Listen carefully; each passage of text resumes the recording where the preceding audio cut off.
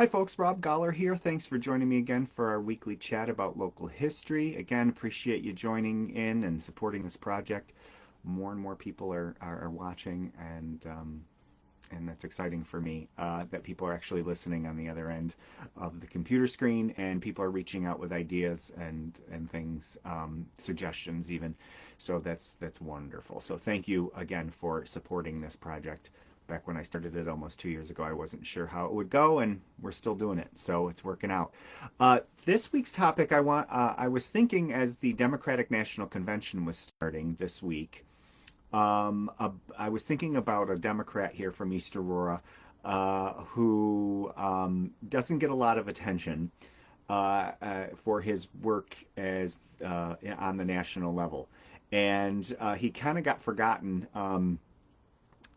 As people do who run for president but don't necessarily win the presidency. And we often you hear that you don't remember the names of the people who ran for president, even vice presidents. We talked about that a few weeks ago, where we don't remember the names of vice presidents, we remember the names of presidents.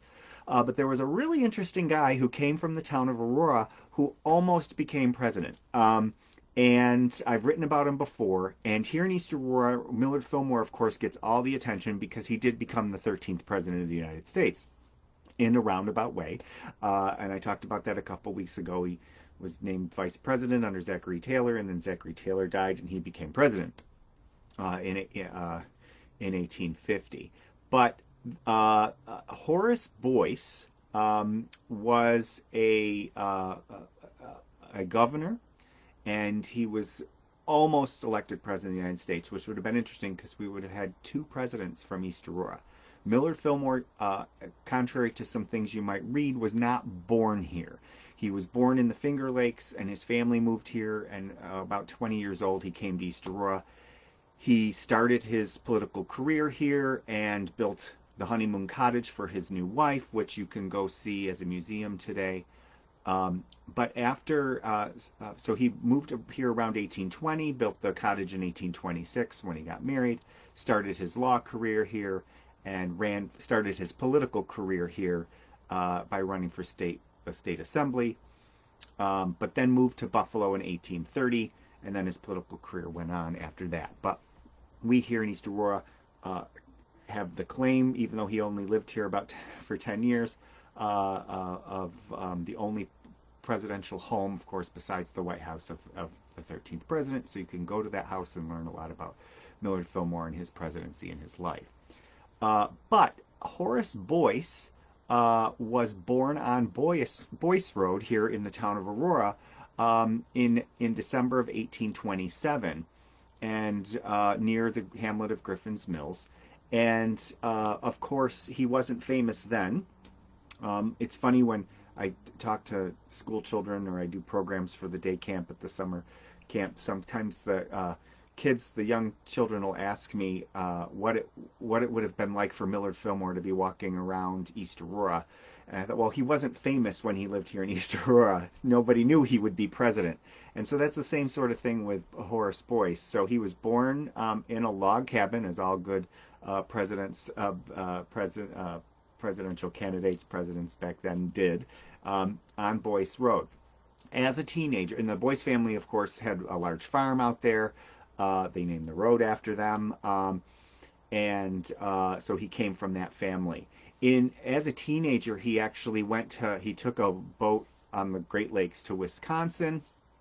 He worked on a farm, and then he ended up coming back to Western New York, where he started his law career. Does this sound familiar? Similar to Millard Fillmore, but we're around the same, little later time period, but kind of following the footsteps of Millard Fillmore, starting the law career here, and then he served one term in the New York State Legislature in 1855. Back then, you served one year term. So he served 1 year in the state legislature, just like Millard Fillmore did.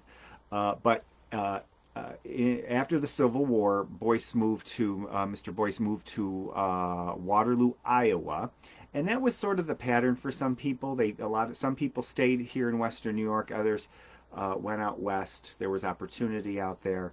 We have a lot of folks that did that. I get a lot of calls about people trying to find obituaries for folks, and I'll say, well, they moved after they lived here. So that was a pattern. But Horace Boyce moved to Iowa and continued his successful law career. And then he also got involved in politics. And so he has an interesting, his story is full of irony. There's some really interesting coincidences I'll talk about in a second. So that's what makes him fascinating to me. And I did include him in one of my books, The Aurora Revisited. And he is actually right here in the book. And I'll also post his picture, and you can find him on the internet too if you search. Not a lot of information about him, but some.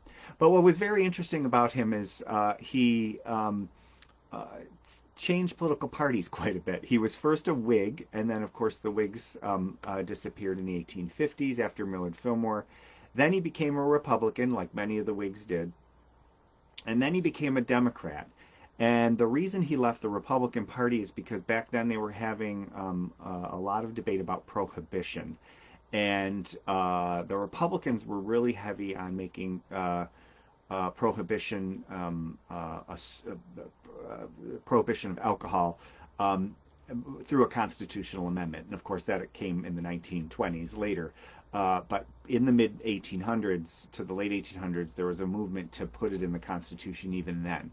And he was of the part of the he was a politician who didn't who supported prohibition but thought a constitutional amendment would have gone too far, and since he came from a farming community, he felt that that would hurt farmers by alcohol was produced by wheat and other things, and so he felt that that would hurt the economy. So he didn't. He took a less strict and a less forceful stance against for prohibition. Didn't want it in the Constitution, state or federal. So he left the Republican Party as a result of that and became a Democrat. So he actually gained him some attention in Iowa. And so he ran for governor in 1889 and then in 1891. And because of his switch to the Democratic Party, he became the Democratic candidate. And he was seen as sort of he had a lot of bipartisan qualities to him. So that's how he was attractive to a lot of voters. And in fact, he was the only Democrat elected in Iowa as Iowa governor for a very long stretch of time, between 1855 and 1933. So almost an 80-year stretch, he was the only Democrat elected governor in that period of time. So that success, so he was a Democrat in a Republican state, so to speak, drew the attention of the National Democratic Party. And that's what's happening. That's what happens today. So this week we're seeing at the Democratic National Convention, you see Congress people. Who they invite to speak at the convention is a pretty big indicator of the direction they want to go and who they see.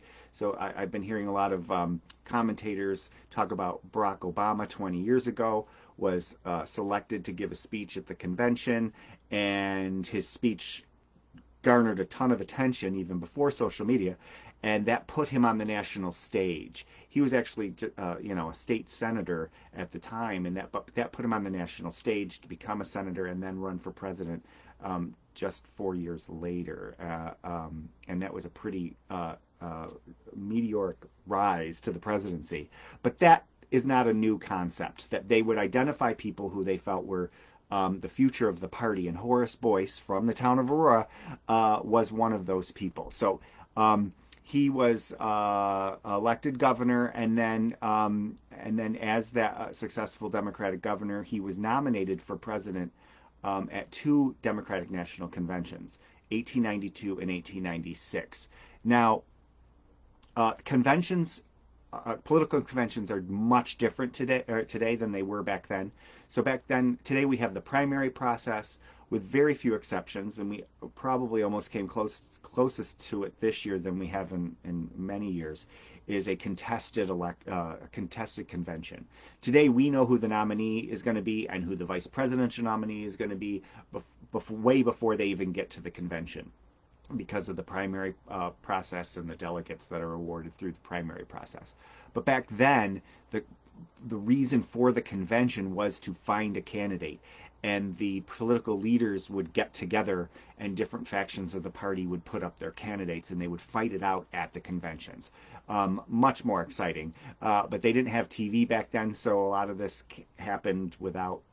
There wasn't that pomp and circumstance that we see today, all the digital screens and videos and things. The business was picking their candidate, and you didn't know ahead of time who the nominee would be. So it was a lot different than it is today. So anyway, he gets put up as a nominee against, ironically, Grover Cleveland, who was also from the Buffalo area. In fact, he owned, we could actually have a third connection of presidents here. He owned land here in the town of Aurora because he was the sheriff of Erie County, lived in Buffalo, but he actually owned a plot of land at the, let me get this right, the southwest corner of what is today Davis Road and Route 28. And I saw a G. Cleveland on an old map, and was like, well, maybe it's a George Cleveland or a different Cleveland, but it was confirmed in a later newspaper article, and they had said that it was that property was owned by a former sheriff of Erie County. So he owned land here. So that may be a third connection. But what's quite interesting is that Grover Cleveland was up against Horace Boyce for the Democratic nomination. There was if you want more information about the issues that they were dealing with at the time, but there were different factions of the Democratic Party. Grover Cleveland was one of them, and then there were a few other candidates that were on the opposite side, and they were actually trying to get the Grover Cleveland. The candidate had to get 2/3 of the vote, and there were candidates trying to prevent that. They were trying to take enough votes away in order to get their issues to the forefront and to pressure the candidate, whoever that would be, to it was the political back and forth. Same thing happens today. So long story short, Grover Cleveland wins the nomination, and Horace Boyce comes in third. And which I find quite interesting that the two are from Western New York. Actually, you could claim pretty much the same area of the same county originally. So Horace Boyce loses that, but Grover Cleveland actually offers him, and of course Grover Cleveland goes on to win the presidency, and Grover Cleveland offers him the position in the cabinet, similar to what happens today. You know, candidates for the office are considered for the cabinet, but he offers him the position of Secretary of Agriculture. And Horace Boyce actually declines it, and he said later in some memoirs or an article that was written about him that he had two reasons he declined it. First, he said that to take the job in Washington would force him to resign as governor of Iowa, which was a job he really enjoyed. And second was that he didn't feel he was qualified to be the Secretary of Agriculture, because even though he had some agriculture experience and worked on a farm, he didn't feel he had enough experience to be the Secretary of Agriculture. So for those two reasons, he declined. Now, this wasn't the only time that Horace Boyce was nominated. He was nominated at the 1896 convention as a former governor. What had happened is in 1893 he was nominated again for a third term as governor. But what had happened is the Republicans actually had modified their stance on prohibition. Like they had sort of moderated their thought about putting prohibition in the Constitution, making it a constitutional amendment. So more people could vote for the Republicans, and the positions of the two parties kind of came closer together. So what set him apart was no longer as defined as it used to be. So he actually lost the election for a third term as governor. which is quite another irony. I said there were lots of ironies and coincidences, it seemed, with Horace Boyce, is that he lost to a man named Frank Jackson, who was born in Arcade, New York, just down the road from where Horace Boyce was born. So he was born in Arcade in 1854. So Horace Boyce lost the governor's office to a man who was born just miles away from where Horace Boyce was born, and they both had moved to Iowa. So it's kind of interesting that Horace Boyce kept losing to neighbors from where he was born for all these elected offices. But the chances, I think, of someone from Arcade moving to Iowa and beating someone who was born in Aurora just seems really coincidental. But anyway, so he becomes a former governor. He retires as governor, but then his name was put up at the 1896 Democratic Convention. But of course,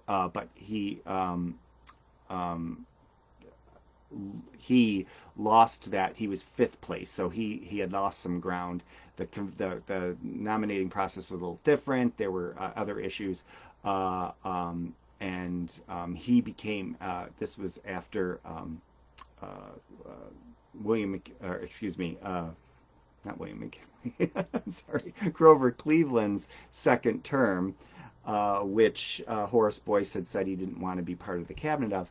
So the Democrats were trying to find the successor to Grover Cleveland. Horace Boyce was put up, again, came in fifth place, and he lost the nomination to the eventual nominee, who was a name you might recognize, William Jennings Bryan. Boyce was off the national scene at that point, coming in fifth place at the national convention. So Boyce was probably the first time in third place. He's probably up there with your Kamala Harris's or Pete Buttigieg, their success, Cory Booker, those names. He was in that category back in the 1890s in the Democratic Party, considered for president. Had lost some ground the second time around, but he was part of the core Democratic candidates for president back then. And he came close. The vote totals don't make it sound like it was close because of the way the people gravitated toward Grover Cleveland during the convention of 1892. But Horace Boyce, relative to every thing in politics, came pretty darn close to the presidency. And I find it quite interesting that we might have had two presidents from East Aurora. We might have, the log cabin I don't believe is there anymore, but perhaps it would have been preserved, or we would have had a site of the birthplace of President Boyce if indeed he had been successful in running for president. Now, after that second Democratic convention, where he became in fifth place, and he had retired or been forced out of office, the governor's office, he retired from politics, but he couldn't leave completely.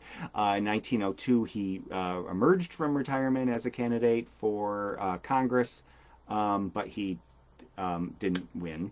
And there's sometimes politicians, they can't stop, and their name recognition is still there, and they are put up for these offices because of their name recognition. But unfortunately, he couldn't